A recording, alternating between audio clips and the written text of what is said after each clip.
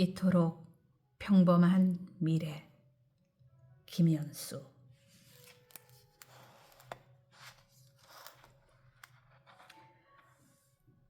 모든 게 끝났다고 말하는 사람을 볼 때마다 나는 1999년에 일어난 일과 일어나지 않은 일을 생각한다. 초등학교 시절부터 나는 유체이탈, 도플갱어, 예지모, 인체자연 발화, 공중부양 등등 불가사의한 능력이나 현상에 관심이 많았다. 당시 정기 구독하던 소년 잡지에 매달 그런 기사가 한 꼭지는 실렸기 때문이기도 했지만 사회 전반적으로도 역술이나 정, 단학 따위가 판을 치고 있었다. 한강다리가 무너지거나 IMF 사태로 대량 실직이 일어나는 등 예측 불허의 현실 속에서 다들 경제적으로 힘들게 살 때라 그런 비과학적인 말들에서 위안을 찾으려고 했던 모양이다.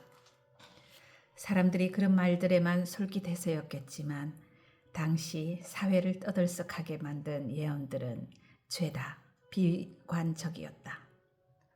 대표적인 게 바로 노스트라다무스의 예언이었다. 1999년에 지구가 멸망한다는 그의 대표적인 예언시는 그 해가 다가오면서 점점 주목받기 시작했다. 하지만 그 예언이 빗나가면서 노스트라다무스는 사람들의 관심에서 멀어졌다. 그러다가 2012년 춤추는 말의 숫자에 달린 원이 9개가 되는 때 고요한 아침으로부터 종말이 올 것이다 라는 그의 예언시가 다시 주목을 받았다.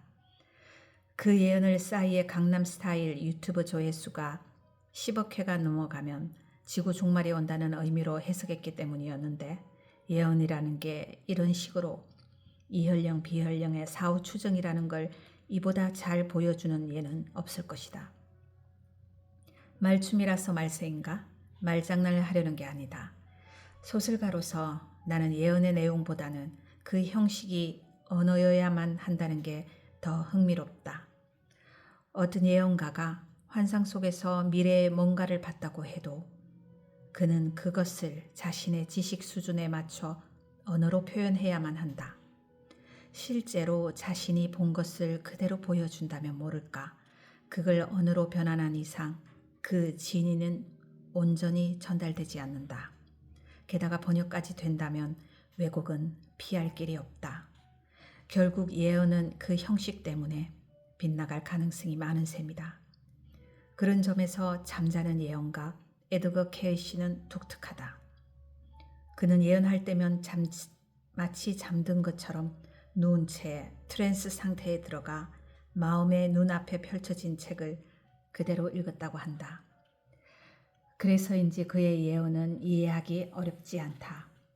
그는 지각 변동에 대한 예언을 많이 남겼는데 그 중에서 지진으로 미국 서부 해안과 일본 열도가 바닷속으로 가라앉을 것이라는 예언은 굳이 트랜스 상태에 들어가지 않고 지질학 책만 읽어도 알 수 있다. 그와 우리 사이에는 남들 눈에도 보이는 책을 읽느냐 아니느냐의 차이가 있을 뿐이다. 예언이 언어의 형식으로 이루어진다는 점은 시사하는 바가 크다. 한국의 유명한 예언가로는 권태훈이 있다. 단학의 스승이었던 그는 1999년 남북한이 통일되면서 백인 중심의 서구 문명이 끝나고 한국, 인도, 중국 등 소위 황인종이 이끄는 새로운 문명이 시작될 것이라고 말한 바 있다. 이른바 황백전환기에 대한 예언이었다. 예언의 형식이 언어이므로 어떤 입장에서 보느냐에 따라 같은 사건에 대한 예언이 이처럼 달라진다. 그래서 백인 예언가에게는 지구 종말의 해로 여겨졌던 1999년이 한국의 예언가에게는 새로운 역사가 시작되는 해로 해석될 수 있는 것이다. 예언가들이 저마다의 성장 배경과 지적 능력에 따라 1999년을 해석했듯이 우리도 각자만의 1999년을 경험했다. 내게도 1999년은 잊을 수 없는 한 해였다. 그해 여름 외삼촌을 만나러 가는 길에 들른 교보문고에서 나는 쪽지 하나를 발견했다. 늘 가던 종교 코너에서 명상이니 깨달음이니 하는 제목이 붙은 책들을 들춰보는데 친구가 넣어둔 책갈피처럼 뭔가가 바닥으로 떨어졌다.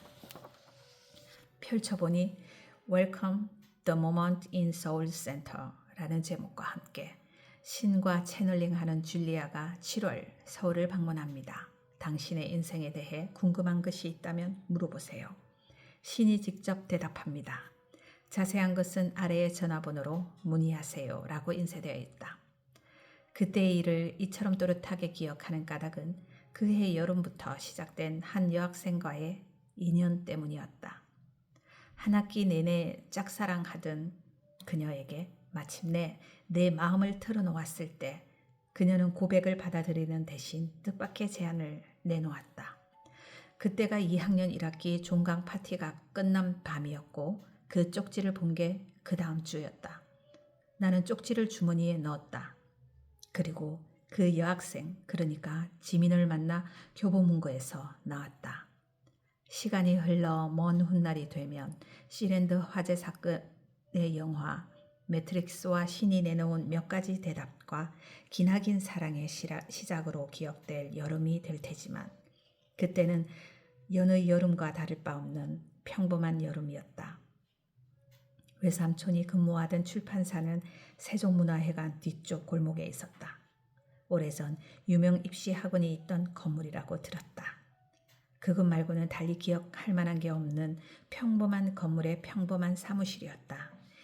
FC로 마감한 복도를 지나 출판사 간판이 달린 문을 열고 들어가면 오른편에 외삼촌이 일하는 작은 방이 있었다. 책상 앞에 앉아 양팔에 토시를 끼고 원고를 교정하는 외삼촌의 모습은 한쪽 눈에 루페를 끼고 시계를 고치는 장인처럼 보였다. 우리는 외삼촌이 권하는 대로 책상 앞 탁자에 앉았다. 요새 학교는 어떻니? 노란색 플라스틱 쟁반에서 믹스 커피가 든 잔을 내려놓으며 외삼촌이 말했다. 옆에 앉은 지민과 내가 무슨 사이인지 궁금하지만 참는 눈치였다. 지난 금요일에 종강했어요. 벌써 종강할 때인가? 시간 참 잘 가는구나. 여름방학 계획은 세웠어? 글쎄요. 지금 도서관에서 하는 아르바이트를 계속하는 거 말고 별다른 계획은 없어요. 같은 과 동기생이라고 했나요? 이름이... 지민 씨는 무슨 계획이 있나요? 나는 그녀가 조카분은 저랑 따로 할 일이 있어요 라고 말할까봐 조마조마했다. 하지만 다행히 지민은 별로 인상적이지 않은 대답을 했다. 둘이 있을 때와 달리 모르는 사람 앞에서는 자기를 잘 드러내지 못하는 게 지민의 성격이었다. 대학생의 여름방학은 돈 주고도 살 수 없을 정도로 귀한 것인데 누군가를 사랑하면서 보낸다면 금상첨화겠고 참 보기가. 외삼촌이 뭔가 더 말하려는 걸 내가 얼른 막았다. 알든 모르든 사람들 앞에서 자기를 잘 드러내지 않는 건 나의 성격이었다. 이 친구가 궁금해하는 게 있는데 외삼촌은 아실 것 같아 제가 데리고 왔어요. 궁금한 게 뭔가요? 외삼촌은 커피를 마셨다. 나도 커피를 마셨다. 그 맛은 어제 마신 것처럼 입안에 생생하게 남아있다. 커피를 입에 머금고 나는 지민에게 고개짓을 했다. 얘가 그러던데 선생님은 해방 뒤에 출간된 책은 다 읽지는 못했어도 한 번씩 만져보기는 하셨다면서요. 그래서 제가 찾는 책도 만져보셨나 싶었어요. 지민이 말했다. 제목이 뭐예요?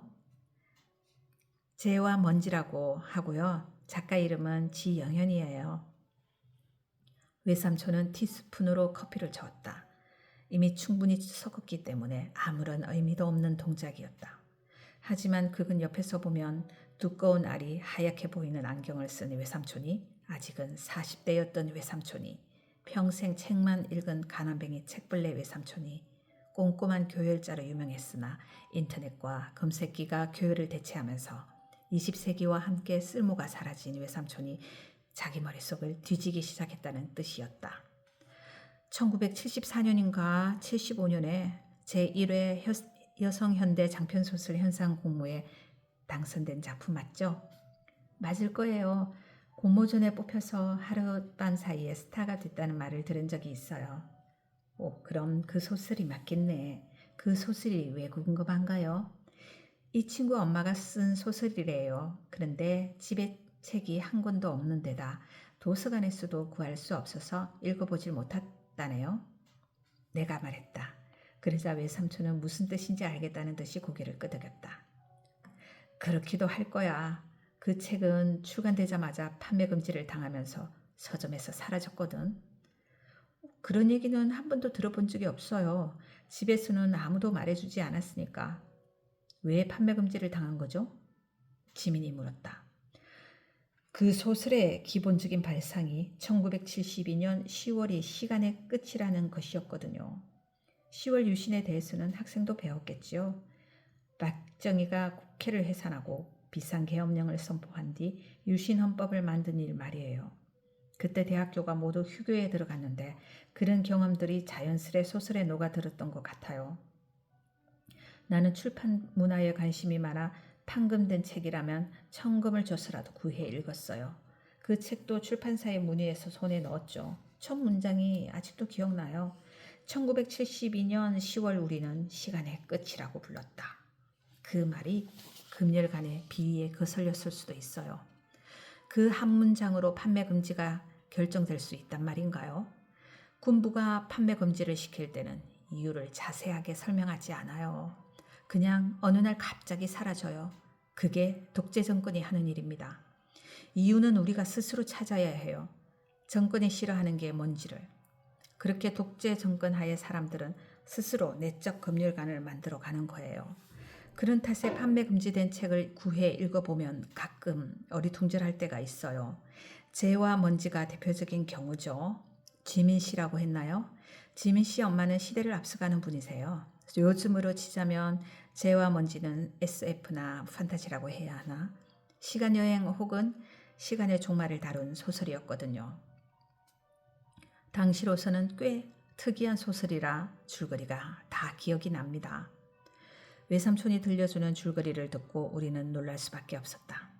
그 소설에는 미래가 없는 한 여인이 등장한다. 어느 순간 그들은 자신들이 서로를 공유하는 시간의 종말이 다가오고 있다는 것을 깨닫는다. 그 시간의 종말이란 세계의 종말은 아니고 둘의 사랑이 끝나는 순간을 뜻했다. 그런데 그때가 공교롭게도 1972년 10월이라 판매 금지의 빌미가 된 모양이었다. 어쨌든 서로의 세계가 겹쳐지지 않는 각자의 삶은 아무런 의미가 없다고 생각한 두 사람은 동반 자살을 선택한다.